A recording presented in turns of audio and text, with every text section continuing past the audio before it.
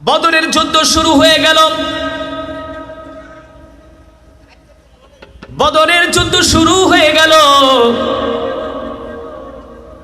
313 জন জানবাজ মুজাহিদ 1000 কাফেরের বিরুদ্ধে লড়াই শুরু করে দিলেন। সুবহানাল্লাহ। কয় হাজার? 1000 কাফেরের বিরুদ্ধে 313 জন লড়াকু জানবাজ মুজাহিদ, যাদের শরীরে গোস্ত নাই, হাড্ডিগুলো জেগে গেছে, চাপাগুলো ভেঙে গেছে। সাহাবারা একবেলা খাইতেন আর একবেলা না খায়া থাকতেন, ঠিক কিনা? এই কারণে যারা ইসলামী আন্দোলন করে, হকের দাওয়াত দেয়, তাদের অর্থ সম্পদ কম কিন্তু ইমানের পাওয়ার বেশি। কথা না? ইমানের পাওয়ার বেশি। এই পাওয়ার কেন আসে? পাওয়ার অফ কোরআন, কোরআনের পাওয়ার, ঠিক কিনা? 313 জন জানবাজ মুজাহিদ আল্লাহ রসুলের নেতৃত্বে 1000 কাফেরের বিরুদ্ধে লড়াই শুরু হয়ে গেল। সাইয়েদনা আবু বকর সিদ্দিক রাদিয়াল্লাহু তাআলা আনহু তীর মারতেছেন কাফেরদের উপরে। এক একটা তীরের আঘাতে কাফেরগুলো বদরের প্রান্তরে লুটিয়ে পড়ছেন, জাহান্নামে চলে যাচ্ছেন। ওই সময় দেখতেছেন সাইয়েদনা আবু বকরের সন্তান আব্দুর রহমান, যিনি ছিলেন আবু জেহেলের পক্ষে, তিনি দেখতেছেন তার বাবা আবু বকর তীর মারতেছে। আব্দুর রহমানও একটা তীর নিয়ে বাবার দিকে তাক করছে, বলে এখন যদি মারি এক তীরে আমার বাপ শেষ, আর আমার তীরের আঘাতে যদি আমার বাবা আজকে বদরের প্রান্তরে মারা যায় তাহলে আমি সবার কাছে হব কিং, লিডার, ঠিক কিনা? তাহলে মক্কার কাফেররা বলবে আব্দুর রহমান নিজের হাতে নিজের বাবারে হত্যা করছে। তার ক্রেডিট বেড়ে যাবে, পদ পদবি বেড়ে যাবে, তার সম্মান বেড়ে যাবে। মক্কার কাফেররা তারে বড় নেতা হিসাবে ঘোষণা করবে। এই কথা চিন্তা করে আব্দুর রহমান তীর হাতে নিয়ে সাইয়েদনা আবু বকরের দিকে তাক করলেন যে আমি আমার নিজের হাত দিয়ে আমি আমার বাবাকে হত্যা করব, মক্কার কাফেররা আমাকে বড় লিডার মানবে। কিন্তু যখন তীর সাইয়েদনা আবু বকরের দিকে তাক করে যখন তীরটাকে নিক্ষেপ করবেন, তীর নিক্ষেপ করবেন, এই চিন্তা করার সাথে সাথে সাইয়েদনা আবু বকর সিদ্দিক রাদিয়াল্লাহু তাআলা আনহুর সন্তান আব্দুর রহমানের চোখের সামনে সেই ছোটবেলার স্মৃতি ভেসে উঠল। আরে এই বাবাই তো আমাকে ছোটবেলায় কোলে পিঠে করে মানুষ করছে, কথা বলে না? এই বাবাই তো আমাকে কাঁধে করে বাজারে নিয়ে গেছে, এই বাবাই তো আমাকে হাত ধইরা হাঁটা শিখাইছে, ঠিক না? এই বাবাই তো আমাকে মুখে খাবার তুলে দিছে, এই বাবাই তো আমাকে কথা শিখিয়েছে, এই বাবাই তো আমাকে পরম মমতায় আমাকে বড় করেছে, ঠিক কিনা বলেন? হায় রে, দুনিয়ার ক্ষমতার জন্য, পদ পদবীর জন্য, প্রমোশনের জন্য, বড় লিডার হওয়ার জন্য আমি সন্তান হইয়া কিভাবে আমি আমার জন্মদাতা বাবাকে তীর দিয়া নিক্ষেপ করি? আব্দুর রহমান চিন্তায় পড়ে গেল। তীর মারবে, সেই সময় ছোটবেলার স্মৃতি তার চোখের সামনে ভেসে উঠল। ছোটবেলার কথা চিন্তা করে আব্দুর রহমান তিনি সাইয়েদনা আবু বকরের দিকে তীর নিক্ষেপ করতে পারলেন না। তীরের শলাটা হাতে নিয়া দূরে তীরের শলাটা নিক্ষেপ করলেন, তীরটা নিক্ষেপ করে দূরে ফেলে দিলেন। বললেন না, আমার দ্বারা কোনোদিন আমার বাবাকে হত্যা করা কোনোদিন আমার পক্ষে সম্ভব নয়। নেতা হওয়ার দরকার নাই, লিডার হওয়ার দরকার নাই, সন্তান হইয়া কিভাবে বাবার শরীর থেকে রক্ত ঝরাবো এটা আমার দ্বারা সম্ভব না। কিন্তু বর্তমানে বাংলাদেশের বাস্তবতা হলো আব্দুর রহমান ছিলেন কাফের, কাফের হইয়াও বাবার গায়ে হাত দেয় নাই। কিন্তু বাংলাদেশে এমন একটা প্রজন্ম আছে, এমন কিছু যুবক আছে যারা নিজের হাত দিয়া বাবার গায়ে আঘাত করে, নাই? নেশার টাকার জন্য বাবার গায়ে আঘাত করে। ওই দিনও দেখলাম ফেসবুকে একটা বাবাকে তার ছেলে এক বাড়ি দিয়েছে, এক বাড়িতে বাবা একদম মাটির মধ্যে লুটায় পড়ছে, এক বাড়ি দিয়েছে। বৃদ্ধ বাবা, তাকে একটু সম্পদ একটু কম দিয়েছে, এই জন্য বাবা পায়ের ভিতরে এমন জোরে বাড়ি মারলো, বৃদ্ধ মানুষ এক বাড়িতে মাটিতে লুটিয়ে পড়ছে। ওই অবস্থায় যায় আবার বাবাকে পিটাইতেছে, এলাকার মানুষ তাকে ধরে রাখতে পারে না। সঠিক নাকি বেটি? সত্য নাকি মিথ্যা? আফসোস। আব্দুর রহমান বলেন, আমি আমার হাতের তীর ছুঁড়ে মারলাম, আমি আমার বাবার গায়ে আঘাত করতে পারলাম না। হয়তোবা আরশের মালিকের কাছে এই দৃশ্যটা পছন্দ হয়েছে, ঠিক কিনা? এই কারণেই কিন্তু সাইয়েদনা আবু বকর সিদ্দিক রাদিয়াল্লাহু তাআলা আনহুর সন্তান আব্দুর রহমান ছিলেন কাফের। পরবর্তীতে আল্লাহ তাআলা তাকে হেদায়েত দিয়েছেন, তিনি কালেমা পড়ে মুসলমান হয়ে গেছেন। আর ঈমানি আওয়াজ দিয়ে বলতে হবে কার জন্যে? একমাত্র মহান রব্বুল আলামিনের জন্য, যিনি আমাদেরকে সৃষ্টি করেছেন, ঠিক কিনা মুসলমান? আমাদের সৃষ্টি করেছেন কে? আরো জোরে বলি কে? মুসলমান। আমাদের হায়াতের মালিক কে? আমাদের রিজিকের মালিক কে? মুসলমান। আমরা কার গোলাম? মুসলমান। আসমান কার? জমিন কার? কোরআনে আছে কি আছে না? নাই? আমি আপনাদের সামনে যেই কোরআনুল হাকিম থেকে তেলাওয়াত এতক্ষণ পর্যন্ত করলাম, এই কোরআন আল্লাহ রসুল বিশ্বনবী রাহমাতুল্লিল আলামিন, ইমামুল আম্বিয়া, সাইয়্যিদুল মুরসালিন, খাতামুন নবিয়্যিন, ঠিক না?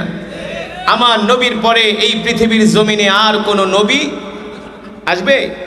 আমার রসুলের পরে, আমার নবীর পরে কেউ যদি নবী দাবি করে, সে হলো কাফের। সে কি? ওরে যারা কাফের মনে করবে না, সেও কাফের। কথা কেন জানেন না? সেই বিশ্বনবী আকায়ে নামদার তাজদারে মদিনা আল্লাহ রাসূল এই কোরআন বাইতুল্লাহ বসে বসে তেলাওয়াত করতেন, কাবার চত্বরে বসে। মক্কার কাফেররা এই কোরআনুল কারীমের তেলাওয়াতে বাধা দিত, ঠিক কিনা? মক্কার কাফেরদের কাছে কোরআনের তেলাওয়াত ভালো লাগতো না, কোরআনের কথা ভালো লাগতো না।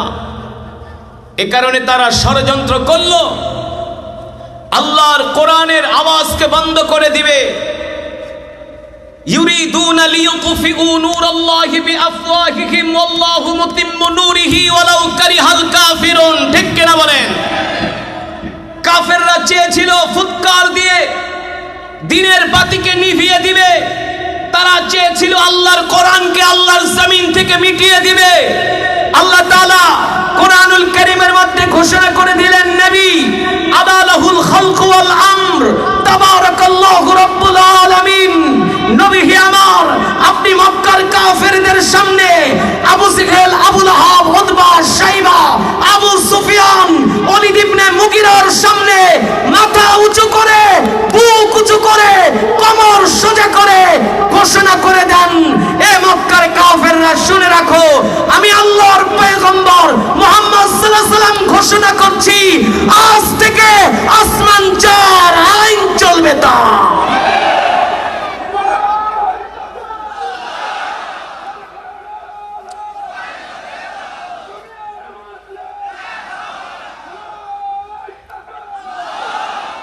মাশাআল্লাহ। জমিন যার, বিধান চলবে তার, ঠিক কিনা? ওই ব্রিটিশ কুত্তাদের আইন দিয়া বাংলাদেশের হাইকোর্ট, সুপ্রিম কোর্ট চলতে পারে না। চলতে পারে? পৃথিবীতে 250 কোটি মুসলমান আছে, এই 250 কোটি মুসলমানের সংবিধান হলো গোটা 30 পারা কোরআন, ঠিক কিনা? আজকে যদি আমরা আল্লাহর কোরআনের আইন আল্লাহর জমিনে বাস্তবায়ন করতে পারতাম, তাহলে আমাদের 5 বছরের শিশু ধর্ষণ হতো না। যদি আমরা আল্লাহর কোরআনের আইন সংসদ থেকে পাস করতে পারতাম, তাহলে সরকারি ইঞ্জিনিয়ার প্রকৌশলীরা জনগণকে রডের বদলে বাঁশ দিতে পারত না, ঠিক কিনা? কোরআনের আইন দিয়া রাষ্ট্র চালাইবা না, বাঁশ তো খাইবাই, বাঁশ তো খাবাই। কোরআনের আইন দিয়ে রাষ্ট্র পরিচালনা করো, এই জমিনে কোনো অশান্তি থাকবে না, দুর্নীতি থাকবে না। থাকবে? আল্লাহ রসুল কোরআন দিয়া মদিনা শাসন করেছিলেন, কথা বলেন, করেননি?